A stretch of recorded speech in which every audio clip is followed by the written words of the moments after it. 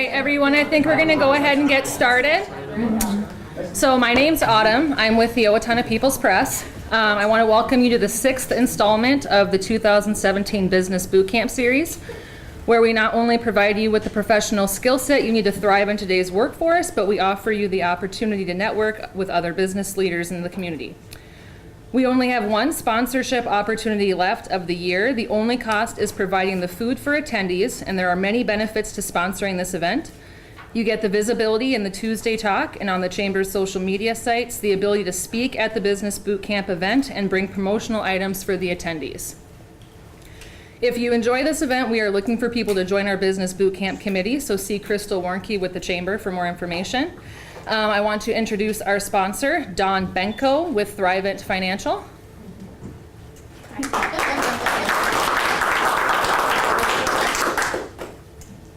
Well, and I am kind of a, did you want me to come up now? Yeah, go ahead. Okay.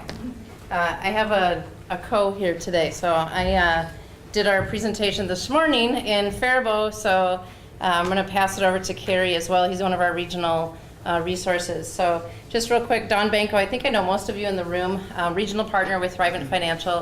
What that means is that Kerry and I travel a territory ranging from Northfield down to the Iowa border and then a little bit east and west. So we have kind of a rectangle in there.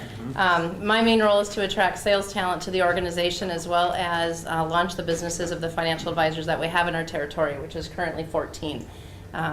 We're definitely actively looking to add and grow. We'll talk about that in just a minute. But with that, Kerry is our community engagement leader in our region. So he has a very big role of going out and meeting with different organizations, introducing them to our financial representatives, and really sharing and creating awareness around who Thrivent is. With that, I'm going to pass it over to you. Absolutely. Fabulous to be here today. Thank you for having us and giving us the opportunity to tell you a little bit about Thrivent. I'm going to walk you through two things here. You have a couple things in front of you. First thing I'm going to reference is the little bookmark here. And this is the Thrivent story. And then this is a little bit about what I do within the region and how I support our financial representatives that we work with. So I want to start with this. Well, let me start with who I am. Kerry Edwards, from Rochester, Minnesota. Live in Apple Valley, Minnesota right now. I have a sales background and I found Thrivent 2 years ago in July. So my anniversary is coming up. We get to celebrate that. When I was looking at Thrivent, there was an opportunity during my interview process. I said, I want to find a role where there's purpose. And how many of you guys in the audience here today, when you wake up, you are energized about what you do and you say, I'm going to go out and make an impact today, right? You like what you do? Everybody? We want everybody's hand up. And then when you go to bed at night, do you say to yourself, you know what? I made a difference today. I went out there and I helped my community. I get to do that every single day. And it's an incredible feeling to be a part of this organization and to tell the Thrivent story as well. So who is Thrivent? I guess when I'm done speaking here, the message that I want you guys to walk away with is you have an opportunity to make a difference in your community, in the world, to make it a better place. So we're going to start with this. I'm going to reference this. The first thing you see here is a cross.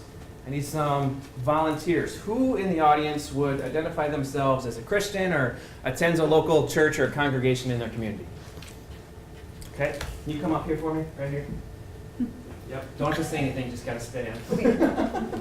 Don't want to put you on the spot. I'm gonna have you stand right here. What's your name? Marilyn. Nice to meet you, Marilyn. Secondly, we have a dollar sign. Who in this room thinks they're really good with money? I bet I could tell you. This gentleman I just met right now. Matthew? Yep. Stand right here. Okay. Then we have a heart. Who likes to give back to their community? Who likes to volunteer a lot? Crystal, can you come up? I'm going to have you stand next to Matthew. And then we got some pretty cool smiley faces here. So this is who Thrivent is. We are a membership organization of Christians on a mission to be wise with money. And then when we believe when people are wise with money, they have an opportunity to be generous in their community and give back through a number of different ways. So that's who Thrivent is. The people of our community are Thrivent Financial. So thank you guys for the volunteers. Quick round for our volunteers. And then just a little bit about what I do as far as specifically for my role. I'll have you reference the ABC form in front of you. I have 3 jobs to be done in my everyday duties. The first one is to support our financial reps in the different communities I work within. I think we have 8 cities that we work with in our zone. So supporting them in their marketing and prospecting efforts. The second job to be done is to work with our members, our current Thrivent members, to make sure they're aware of their incredible, unique benefits that they have for being a Thrivent member. The third job to be done is to work with centers of influence, business owners, folks like yourself in the audience, pastors in the community, to make sure that they're aware of how awesome Thrivent is as well. So I'm going to walk you through this very quickly. When you become a Thrivent member, meaning you hold one of our products, you have 3 incredible benefits that you have access to. The first one is Thrivent Action Teams. You get 2 Thrivent Action Teams per year. Basically what that is you can apply for something that you're passionate about. We'll send you a starter kit, some seed money to kick off your project, and you can get family and friends to get behind a project that you're passionate about in your community. The second one, we have an incredible partnership with Habitat for Humanity. We have some folks in the audience from Habitat here today, and we're involved in Thrivent Builds and Repairs. And the third one is Thrivent Choice. Because we're a fraternal benefit society, what otherwise would go to taxes has to go back into the community. So we allocate those dollars back to our members, and they can distribute to any 501c3 that they're passionate about. So that's a little bit about what I do, who Thrivent is. Dawn, I'll give the stage back to you. Thanks, Carrie. And I know that Carrie would be more than happy to meet you for coffee or lunch and tell you more about these ABCs and how we impact in the community as well. And I just real quickly want to say there's 2 pieces, or you have a couple pieces on your tables. 2 of them specifically I want to call out. I think here it is. One is Join the Movement, and the other one is this, what do they call it? The Guide Others to Be Wise with Money. These are our recruiting, so to speak, our headhunting pieces that we have. So if you know of someone who is entrepreneurial, interested in owning their own business, a Christian that is well connected in the community, and might be open for a conversation, it takes us 21 conversations to get to someone that we're going to put through our process. It takes a lot. We only hire 5 people a year. And currently, Owatonna, Faribault, and Albert Lea are my 3 areas of focus out of the 8 that Carrie had mentioned. So I'd be more than happy to have a conversation with any of you to help you understand more about Thrivent from membership, or if you know of someone for a career opportunity, or to get engaged on the nonprofit side of the organization as well. So thank you. Pleasure to be here.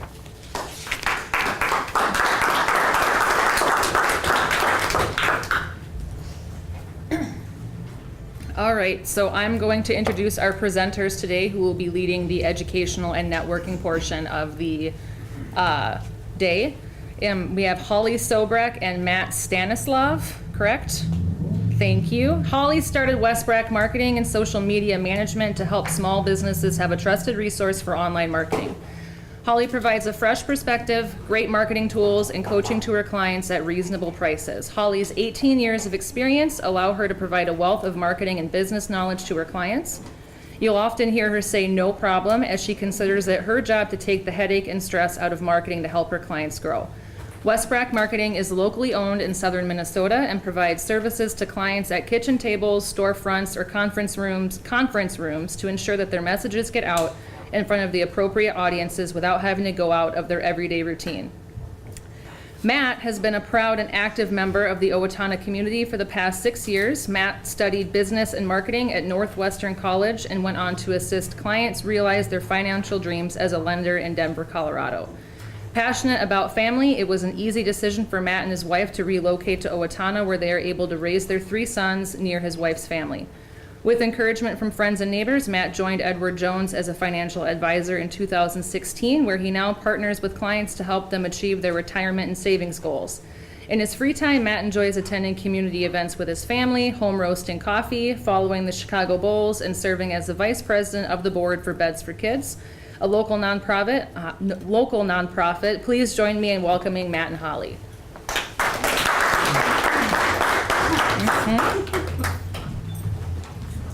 Thanks. So I actually had the opportunity a few weeks ago to attend a networking seminar up in Faribault, and you know how it is, you walk into the room, you meet people, and honestly people are like, so what do you do? And I was like, well, I do social media. I mean, I fell flatter than flat. I didn't have it down. I didn't have my elevator speech ready.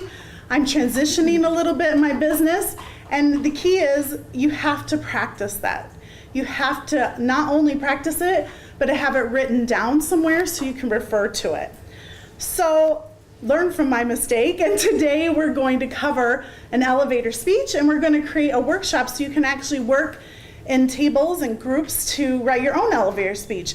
Maybe you have it down, but this is a great time to get some feedback on it. So an elevator speech is just clear, concise information about your business, about 30 to 60 seconds, something the name comes so that you could share it on an elevator.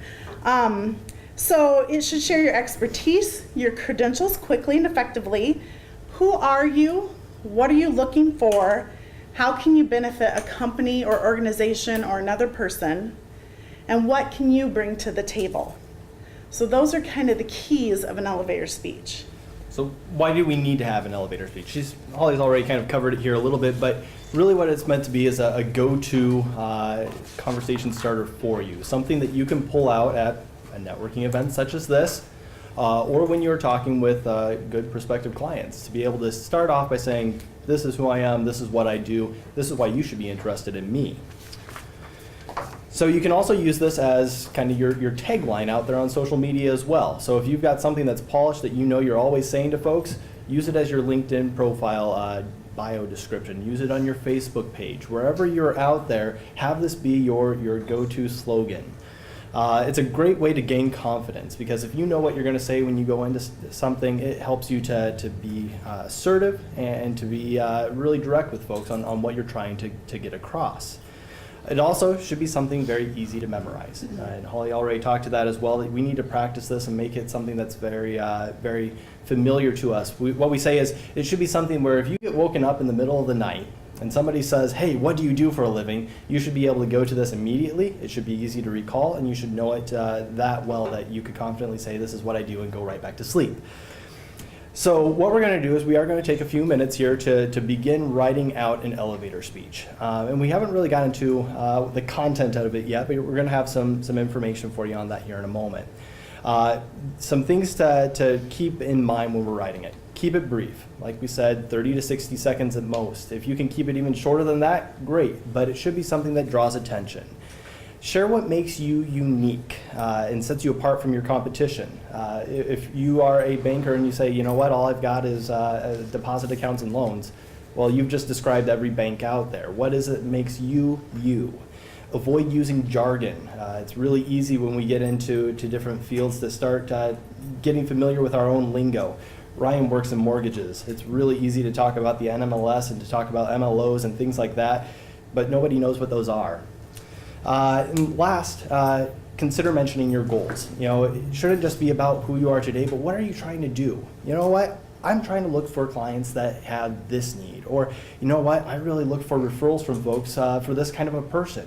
Talk about that, because you want to give somebody an action item when you get done talking to them. And the other things you want to do when you're presenting your elevator speech is, of course, be confident and follow it up with offering your business card, because if people are interested and we are all so busy, it's, you know, the thing we always forget is, oh, by the way, here's how to get a hold of me so they can later. Don't speak too fast. That's one of my faux pas. I tend to talk about 100 miles an hour, so slow it down so they can actually digest what you're saying. Avoid rambling. Another faux pas that you can just go on and on and on, and people will actually get disinterested. And then don't frown or do it in a monotone voice. Talk as you would to a friend, because that's ideally what people want when they're going to hire you or work with you. So I think right now we'll hand out some information. Yep. We have some worksheets here that go through 3 steps on creating an elevator speech. The first step is going to be to create a hook, so something that's going to draw people in. For those of you that were here last year, early last year, I believe we did a similar type presentation, and we got people thinking about how we can get people interacting with us. So it's going to be similar to that, but it's a great time to revisit it if you memorize that one, and to possibly make some revisions. But you want to hook them in. What is something that's going to draw their attention? It can be a question, a statement, really anything that's going to grab attention. From there, you're going to go into an explanation. You know, I help my clients by doing this, or the way I can help you is, or the solution that I have for the problem is, something like that. And then finally, you're going to wrap it up. You're going to end with that action item, and you're going to make sure that they know who you are and who you work for. So that's how we're going to format it this time. This is meant to be kind of an evolving type of message. So over time, you might change your elevator speech. It might become something that sounds completely different than it does today, but this is meant to be the start of it. So we're going to take about 10 minutes here and start filling out some answers to the questions there.